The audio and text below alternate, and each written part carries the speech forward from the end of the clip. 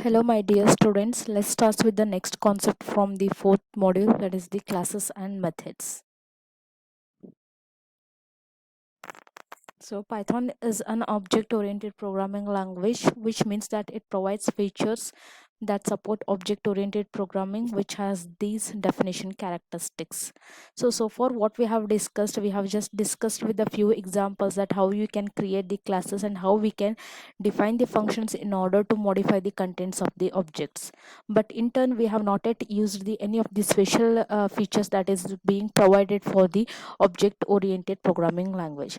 So in this chapter we are going to discuss regarding the methods which are being supported for the any programming language which you say it as a object oriented programming language. So the some of the characteristics are: programs include the class and method definitions. So in the previous examples or the previous chapters, you might have observed that as a class we have just declared the name of the class and we have not yet defined anything within the class. So just to say it as a class, we have defined it, and outside the class we have instantiated the object of the class. But in this chapter we'll see how we can create a class along with the method definitions within the class. So the most of the computation is expressed in terms of the operations on the objects. So once you say that you are going to define the methods within the class, so the as a definition of a method, you are going to write or do the computation on the objects which you pass it as a parameters to the methods. Objects often represent things in the real world, and the methods often correspond to the ways the things in the real world interact. So what is a basic definition of a method? So once you say that it is a method is a function that is associated with the particular class. So there is no such much difference with the way in how the function is defined and the way how is the method is defined. Still there are the two terms used for the same thing, namely as a method and a function. So the function is the one which you define it outside the class, and the method is a one which you define within the class. Such a concept is said to be as a method here. Methods are semantically the same as functions, but there are two syntactic differences here. Methods are defined inside a class in the order to make the relationship between the class and the method explicit. So if you say that you are defining a function within a class in order to do some operations on the methods and to build a relationship between the class and the objects, then you say it as a methods. The syntax for invoking a method is different from the syntax for a calling a function. So when you say that you have defined a function, and then when you want to invoke that function, you are just going to call it by its name. That is what the syntax used for the function. But see, we'll see how it is different with the method. When you define a method and when you want to call a method, it is a quite different with respect to the function. So here is an example that has been used to write a method within a class. So we'll deal with the same examples within this chapter what we have done in the previous chapters there. So I hope you remember the class time, and within the class you can see here we have defined a function. So this print time is said to be as a method. Instead of a function, it is called as a method. Why? Because you have taken the entire body within the class here.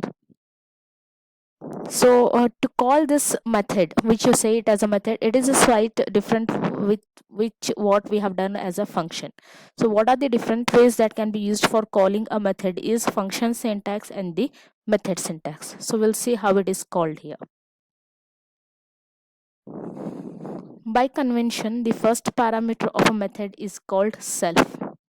The name what is used here, the function syntax, this is said to be as a self. Why it is called as a self is because of its implicit metaphor characteristic.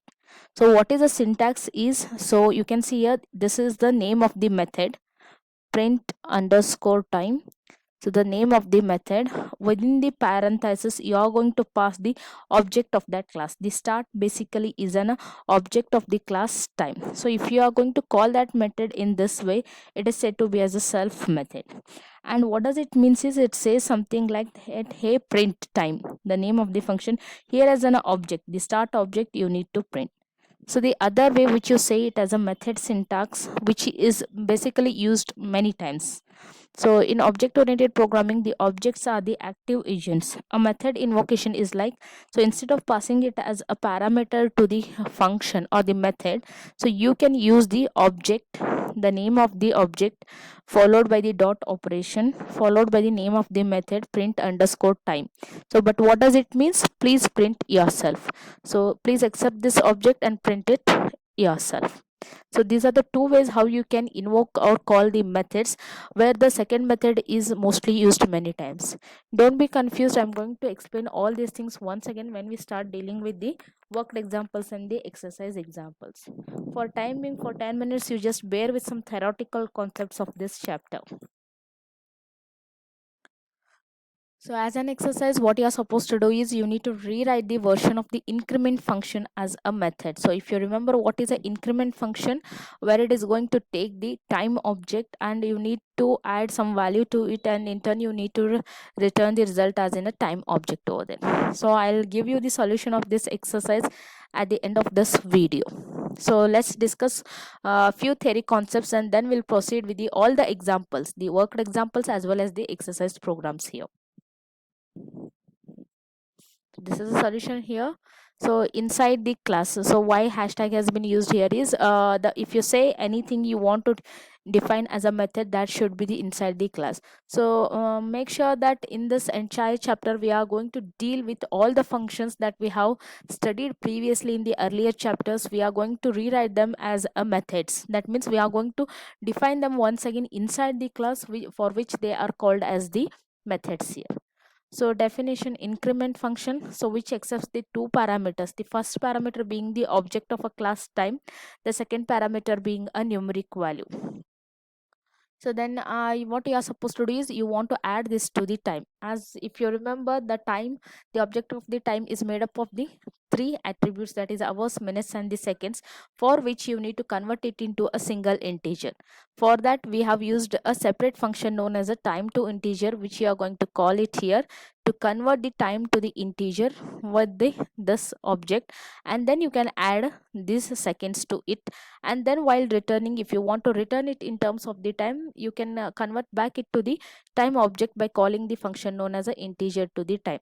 So I'm not going to discuss in detail what are the definitions of these two functions, that is time to integer and integer to time, because if you go through the previous video to this video, I already explained in detail what how you are going to convert it. So in simplicity, if you want to convert any time to the integer, make sure that you multiply the minutes with 60 and then the hours with the 60, then you are going probably are going to get it with the integer. And for conversion of the integer to the time, you need to use the division mod function. So in order to get to know the in detail explanation of these two functions, please go through the previous video. So here the agenda is how you can define the any function as a method which are, for which you are supposed to do it inside the class. So the two main methods that we are going to discuss in this chapter are the init method and the str method. So which has a some implicit purpose that is going to be applied when you define them inside the class and when the object is instantiated. So concentrate more on these two methods, where you are going to use it again and again in all the examples as well as the exercise programs. So init method and the str methods are going to be frequently used in this chapter as well as the exercise programs. So let's see what are these init and the str methods here. The init method, a short form of the initialization, is a special method that gets invoked when an object is instantiated. So do remember here that both the init methods and the str methods need not to be explicitly called. You have to just define them within the classes, and whenever the object is declared or the object is created for the any class, by default the init method is going to be invoked. So its full name is, so how you are going to define here, please do not get confused with this dash here. This is nothing but the two underscores followed by the init keyword and followed by the again two underscores. So this is said to be as the init method. So two underscore characters followed by the init and then two underscores. This is how you can start defining the init method within the class.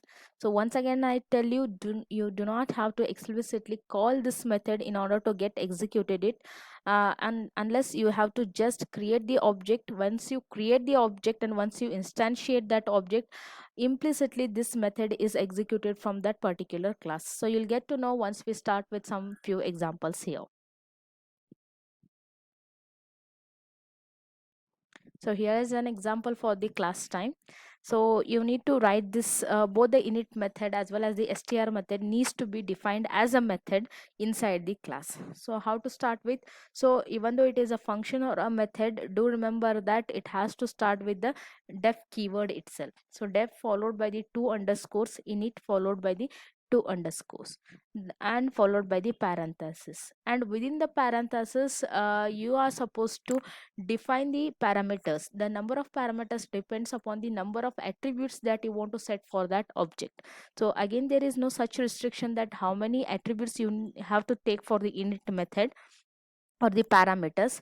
Here the directly the parameters depends upon the number of attributes that you want to set for the object. So what you need to remember here is, while you want to define the init method, the first parameter always needs to be the object of the class, which is defined with the keyword self here. So always it is referred as a self, which is the object of the class, followed by the attributes. Here the name of attributes needs to be exactly the same how you have defined or the instantiated, right? So with this, how you are going to follow is, for object followed by the hour is equal to some default value here. So not necessarily to be always 0. So you can take the any default value of your choice depending upon for which you are writing the program. So hour is equal to 0, minute is equal to 0, and second is equal to 0, and followed by the colon, right? So just excuse me that I have not used the indentation here, but it is necessary to use the indentation here in order to say that you are defining the body of the method inside the class. The indentation is as always same as how you do it for the other functions here, right? So here you need to use the instantiation sorry, indentation. And then how to start writing the body of the init method, which is to be followed for the any init method in any of the classes, right? So the object what you have taken here as a self, with the hour, the attribute name here taken, with the hour that you are going to pass as a parameter once you create the object here. Self dot hour is equal to hour, and self dot minute is equal to minute, and self dot second is equal to second. So this is the body of the init method for the class time here. So how it gets invoked or how it will be executed, as I told you, you need not have to call it explicitly. Instead you have to just create the object which will be called automatically. So as an exercise, what you're supposed to do is write an init method for the class point that takes the x and y as a optional parameters and assigns them to the corresponding attributes.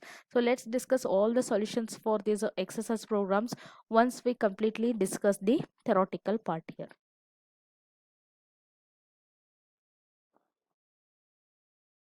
I think I have not told you how you are supposed to call this method or how this method is executed here, right?